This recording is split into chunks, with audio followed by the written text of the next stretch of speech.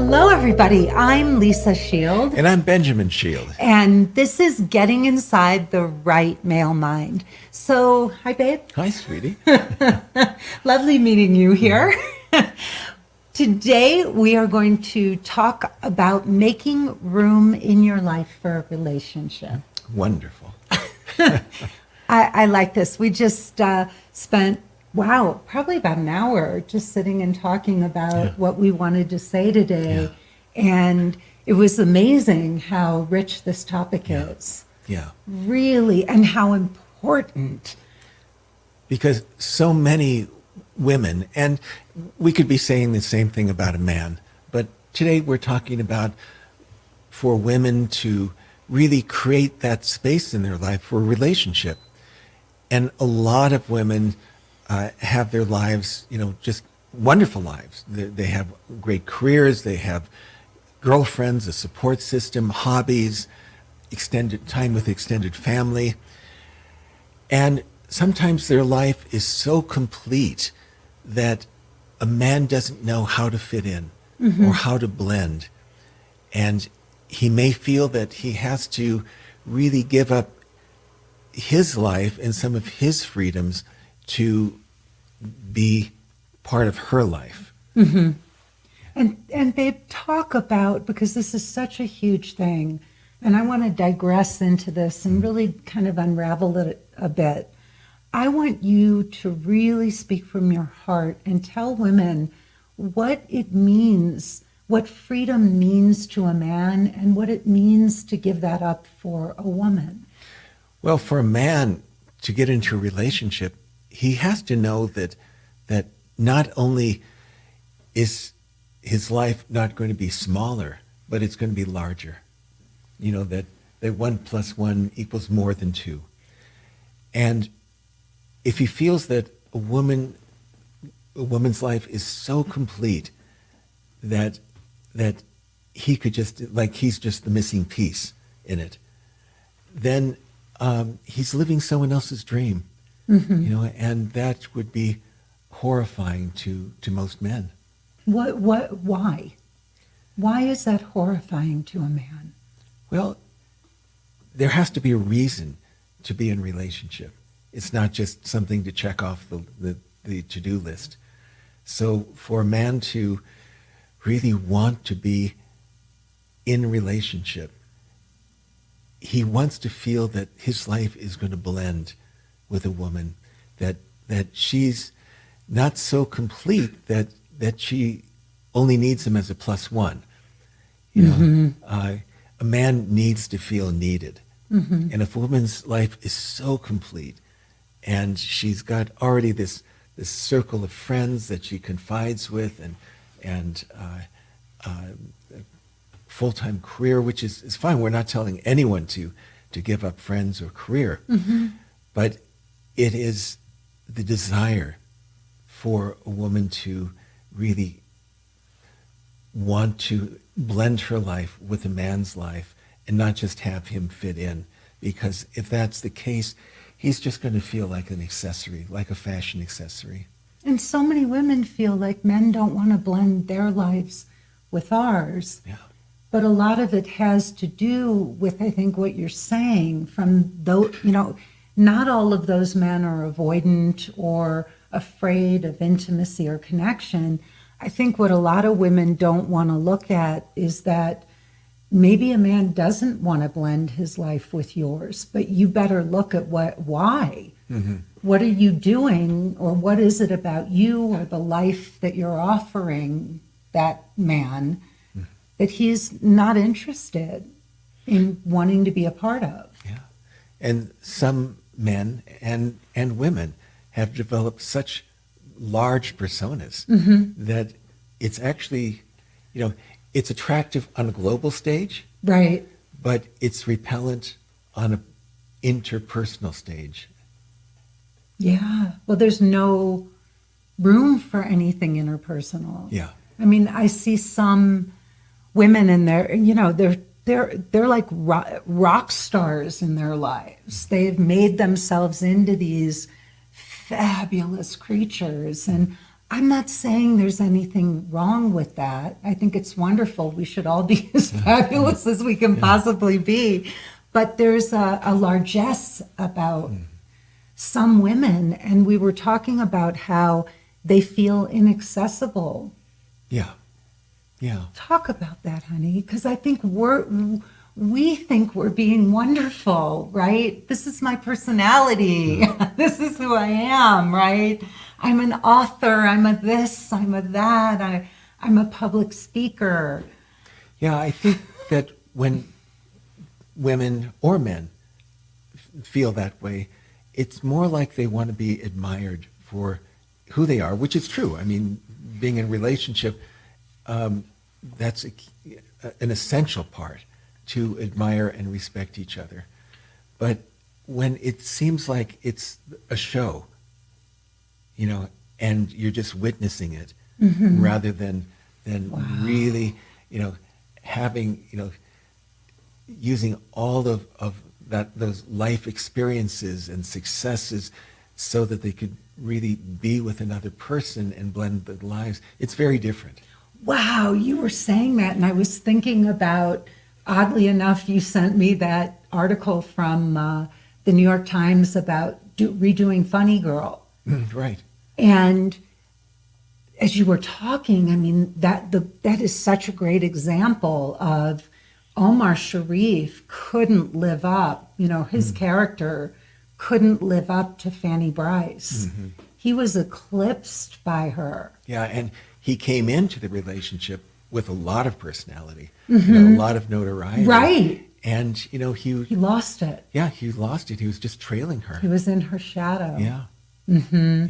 You had an experience like that, babe. Well, my first marriage. And when we met, she was a out-of-work actress, maybe some bit parts. Very pretty. And very pretty and very nice, very kind. And she got a job that she was on for about 40 years on the top-rated soap opera.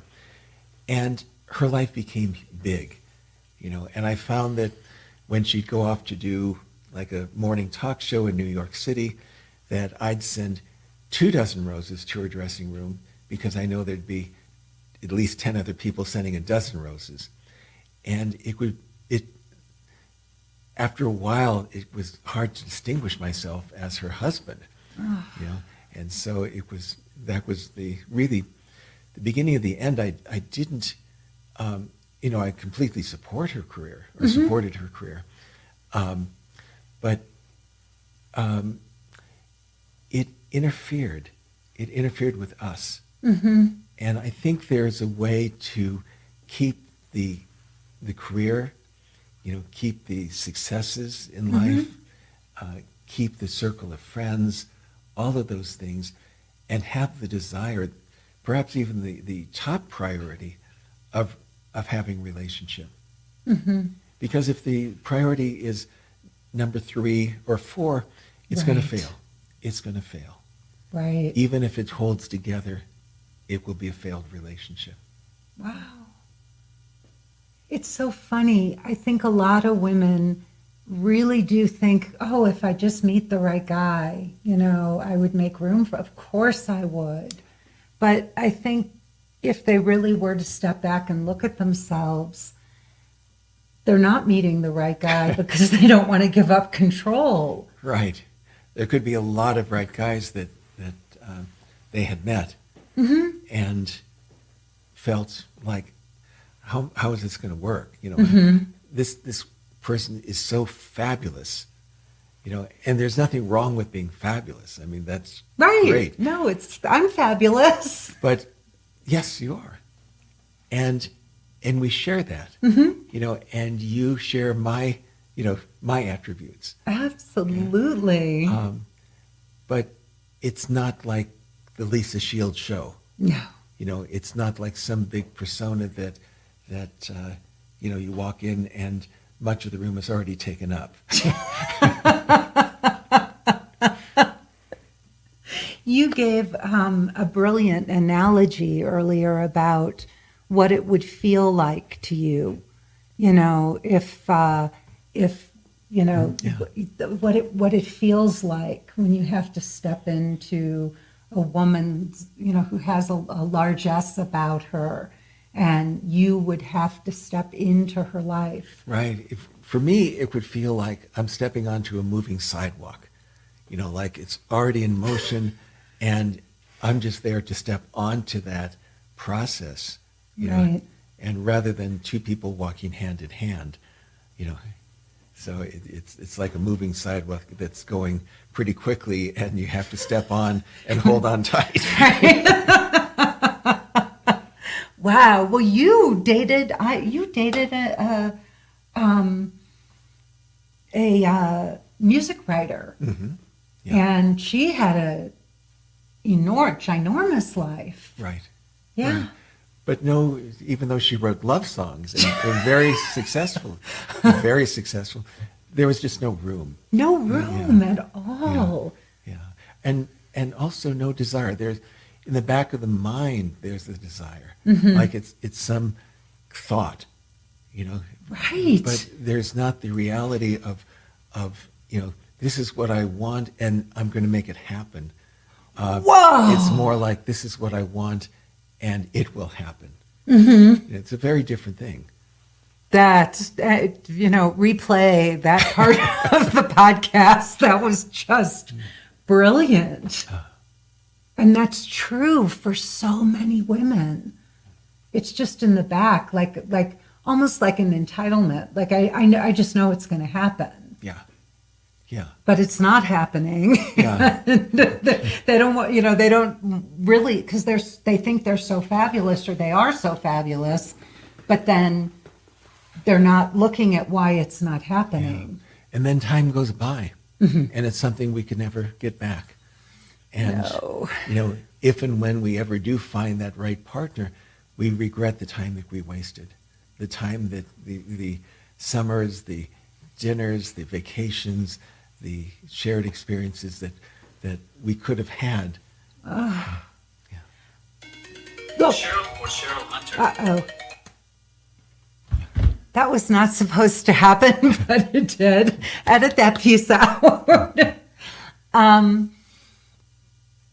Yeah, we regret the time. I think that is one of the saddest things about being a human being, is that we aren't, many of us are not conscious of time. And we're not looking at what's not working in our lives. And here's the deal. I mean, if something's not working, it's up to you to fix it. Like, you have to stop and look and go, okay, I'm 45 or 55 or 75. I will talk to women who are in their late 60s, 70s. I even spoke to a woman yesterday or last week who was in her 80s. And they're so far away from really looking at this in their lives. Yeah. I mean, they have not stopped and said, oh my God, I'm going to miss out on the most beautiful thing there is to experience in this lifetime. Yeah. Love. Yeah. And I know that you encourage women who are dating to, if it doesn't go past the first date or the second or even the third, to have the courage to ask the gentleman, how they saw her. Yeah.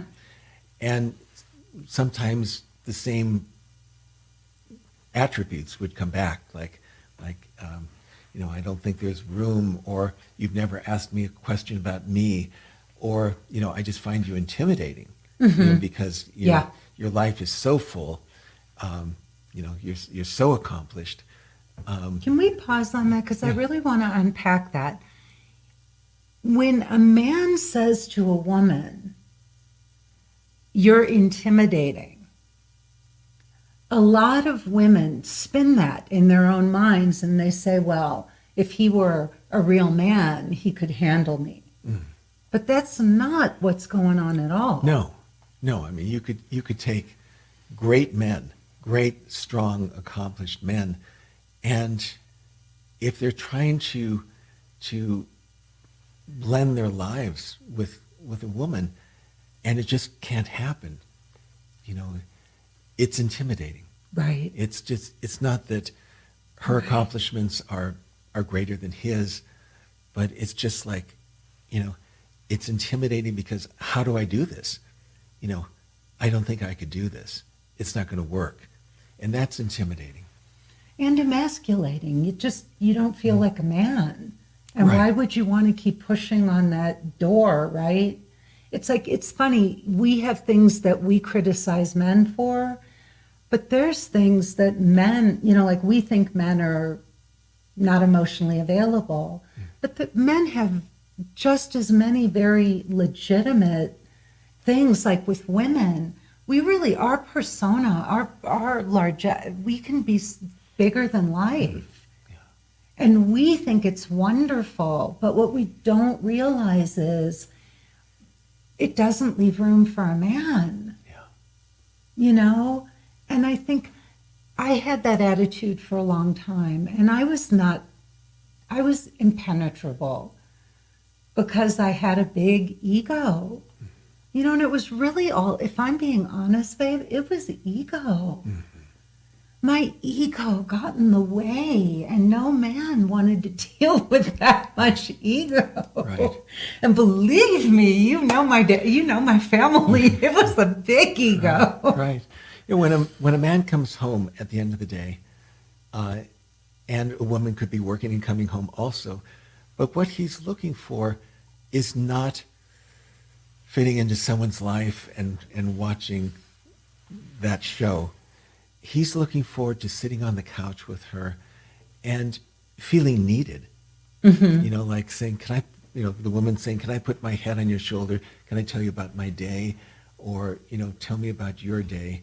And having that, because in the 9-to-5 world, you know, they have a lot, they're around a lot of egos and a lot of, and they can't really express all the deepest emotions that occur, you know, the fear, the excitement, the you know, the disappointment, the Oh my God. you know, the sense of competition, the all of those things. So it's not till he comes home that he could ever unload, you know, and share. Yeah. And if someone is so big that he can't really get to her, you know, it's suffocating. Yeah, I think, you know, what's such a hard thing for women is that we tell ourselves we're caring, and we tell ourselves we're open, and we want to hear your problems, and we want you to share all of that with us, and we do. But we don't see how we really don't make room. We're saying that, right? That we want that, Yeah. but we're not making room for it. Yeah. We're not. Yeah. Yeah. We're not. And it's really sad because this, what you just shared, everything you just said, that's what we want you to bring to us. But then there's no, you know, you bring it. I think what's really painful for men is that you do bring it and there's no place for it. You can't even, there's no room for it a lot of the time. Yeah. Yeah. That's really sad. Yeah. I mean, that's like, if you think about it, that's heartbreaking. Yeah. And it's I think all of what we're talking about is the reason that individuals don't and can't get into relationship. And if they do, the relationships can often fail. And we've seen relationships, and it could often end in bitterness. Right. And the bitterness, you ask, where's the bitterness coming from? And the bitterness is not being seen, not being heard, not feeling blended, feeling like I'm fitting into this person's life. Yeah. Whoa, that was deep. Huh. Wow. Well, we want to be very clear. What we're what we're not saying here is that anybody should have to dumb herself down, you know, and play small. Or give up friends, or No. or change career. Not at all. Yeah. Not at all. It's not about that. But it is looking at our, where this becomes egoic and needy. A lot of, I can see, I'm just going to speak for myself, in the past where I was so needy with men, right? So needy and desperate for approval, for assurance. I mean, it was horrible. And there was no room for a man in all of that. Yeah. I mean, and what man would even want to come to me with, with his heart? Mm-hmm. And probably men did.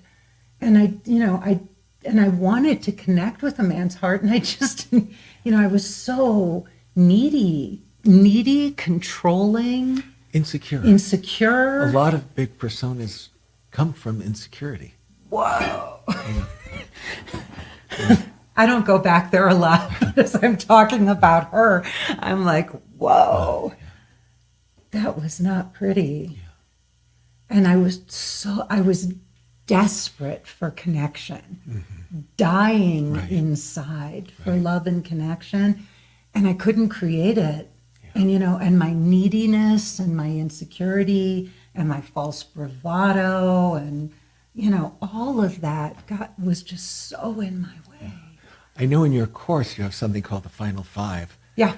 And what that is, just briefly, is doing a relationship inventory and seeing some of the qualities, both the good and the disturbing qualities, and seeing what those disturbing qualities, which ones are repeating, and what one would have to change in oneself to attract a man who has the opposite. Like if a woman has been attracting men who are financially unstable, financially dependent on them again and again and again, what is it in, first recognize that, and then what is it in themselves that needs to change to attract something different? If a man is not emotionally available in all of these, or, what is it in ourselves that we would need to change to attract a different type of partner? Yeah. Yep. Oh, it's so crazy how we have these blinders on and we don't see ourselves. Like when I look back on who I was and when I did a lot of this, all I wanted was a man in my life. Mm-hmm. But there was no room for a man in my life. Yeah. And that's what we're talking about. Look, I have a fabulous career. I love what I do, but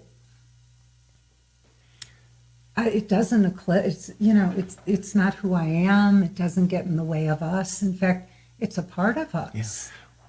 Yeah. I have a very full life as well. Yes, you do. And I think what distinguishes us is that we make the relationship the top priority. Mm-hmm. And by making the relationship the top priority, it helps our careers. Right. We feel more secure in life. We feel supported. We feel that there's someone who's got our backs. Mm-hmm. That's our greatest supporter. And, so it doesn't, making the relationship our top priority, which we do, adds to everything else. It does. Yeah. And making the relation, a lot of people think making the relationship the top priority means sacrifice or, whatever. And for us, it's like, that's the first thing, because everything else springs out of that. Yeah. And it's beautiful for us to create a relationship. Yeah. I mean, we love I have to say, like, the co-creation of our relationship is the best part of life. Yeah. And you're right, everything else springs out of that. Your career, my career, this, where we overlap, everything. We're very, very, very fortunate. Yeah. This is a miracle to live this kind of relationship. Yeah. It's a dream. like 20 years of heaven on earth. Yeah. Yeah. You are so cute. Well, it has been. I know. It has been. When we make it our first priority, little things seem to fall away. Mm-hmm. Even disagreements, we can't remember what they were. But if we make other things, if we put other things higher up, then there could be more friction, more disappointment. So by making our relationship the highest priority in our lives, and getting the greatest satisfaction of that, it's just, as you say, heaven on earth. We're masters of co-creation. Mm-hmm. That's what we've done, babe. I never thought about that. Yeah.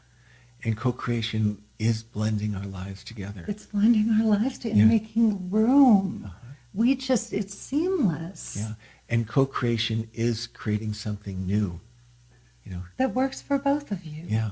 It's not what we have or what anyone else Yeah. has, but it's your dance of relationship. On a physical level, when a year after we met, I said, go find us a house, because I didn't want you to move into my space, because at the time it was, during the day, the house turned into my office. I had a secretary working in one of the bedrooms, and I turned into an office, and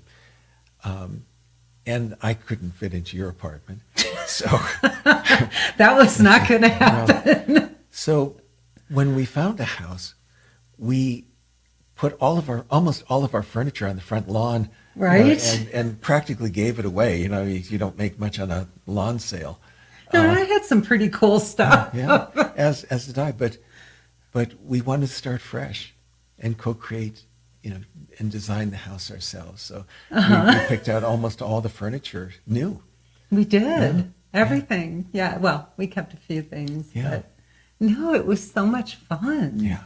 That's all I wanted to do, was create a life that was uniquely ours. Mm-hmm. And it's funny, both of us hold on to so little from the past. We don't carry a lot around with us. Not very, very little. Yeah. Which is funny. Yeah. Yeah. Because it's just stuff. It's just stuff. Oh my God. Well, we were going to talk about how to solve this. Do you want to do that quickly? Yeah, absolutely. Little bit of a solution. Well, the first step is really admitting that if you are a strong, independent, successful woman, you may not be making as much room for man as you think you are. There are great men, and if you aren't meeting them, you need to ask yourself if your behavior might be pushing them away. Mm-hmm. So the only way to undo this behavior is to take an honest look at yourself and become aware of what you're doing. Yeah. So that's the first step. You got to look at yourself and, admit if you are not meeting high quality men, something you're doing is pushing them away. Right. And pushing them away means not making space for them.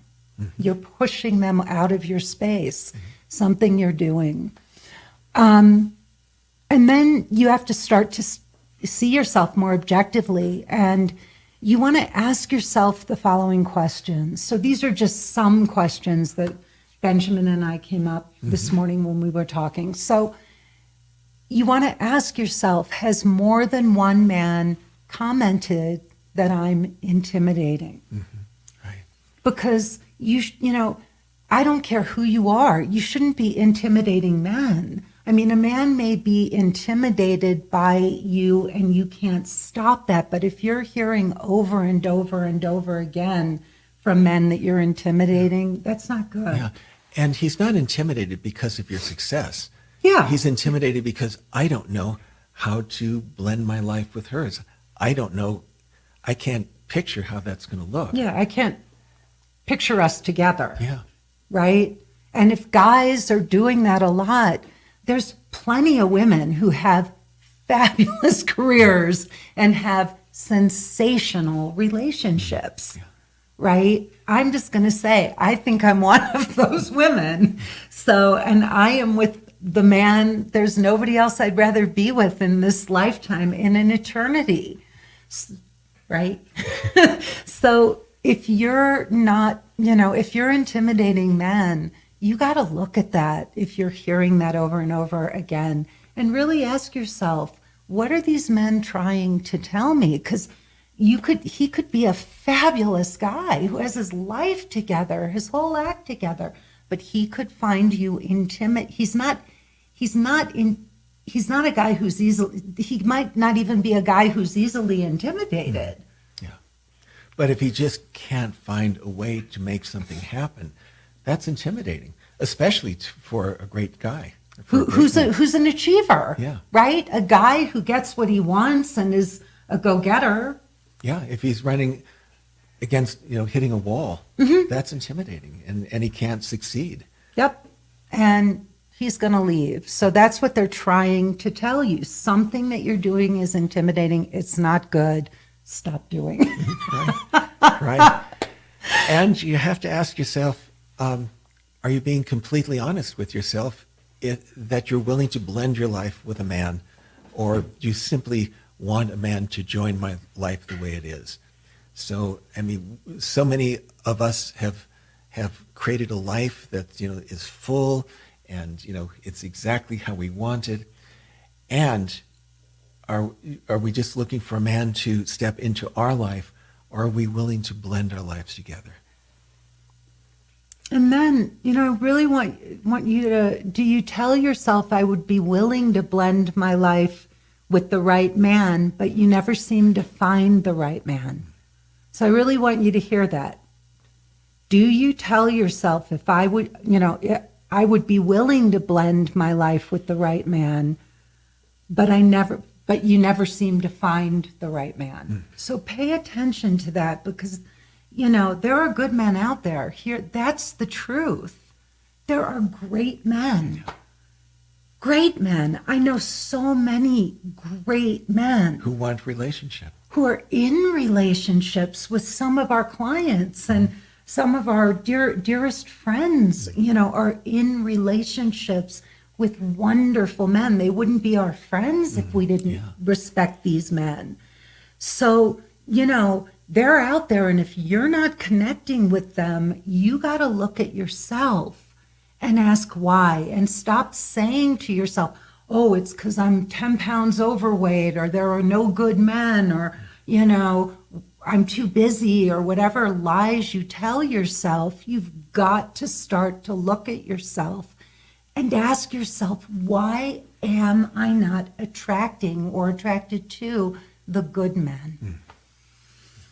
And it's probably, this is because you are afraid to make room for them in your life. And part of that is the fear of letting go of control. Yes. Yeah. Huge part of it. Yeah. Yeah. Yep. A lot of women who are CEOs and businesswomen and boss ladies, they don't want to let go of that position. They like bossing people. That's what they do. And again, we're not telling anyone to leave their job. But no, don't leave your job. But don't take it home with you. Exactly. Don't use it as a template for a relationship. Well said, babe. So ask yourself these questions. Has more than one man commented that I am intimidating? If I'm being completely honest with myself, am I willing to blend my life with a man? Or do I simply want a man to join my life the way it is? And finally, do you tell yourself, I would be willing to blend my life with the right man, but you never seem to find the right man? If you say yes to even one of those questions, I would seriously look at opening up and creating more space for a man in your life, and looking at how your personality, your largesse, your ego, your self-image or self-importance might be getting in the way. And maybe You need to look inside and develop more compassion and stop thinking that you need to be a superstar to attract a superstar. All right, everybody. This has been wonderful. Yeah, that was great, baby. I'm Lisa Shield. I'm Benjamin Shield. And this has been Getting Inside the Right Male Mind. Please do me a favor. If you enjoyed this podcast, tell your friends, tell your brothers, your husbands, your sons, your daughters, your sisters, your girlfriends. Spread the word. I feel like we're talking about this subject in a way that nobody else is. And this is a message that people need to hear. So please, please, please, let everybody know. And also go to wherever you rate and like your podcasts. Please rate and like this one. Also go to YouTube and rate or like my YouTube channel. I'm not sure what you do there. To be very honest, I get them all confused. And finally, send us your ideas. If you want us to talk about something, please send it to podcast@lisashield.com. And the last thing of all is if you want to work with Benjamin and me, look, we're not going to be here forever. You got to get us while you can. So if you want to work with us and you want to get this solved and you want to have a guardian of your soul relationship, then go to lisashield.com and click the button, watch my free 45-minute presentation. And if you feel like we might be the right coaches for you, then sign up for a breakthrough call and we will talk to you about how we can help give you the roadmap for finding the guardian of your soul. Thank you so much. Thank you.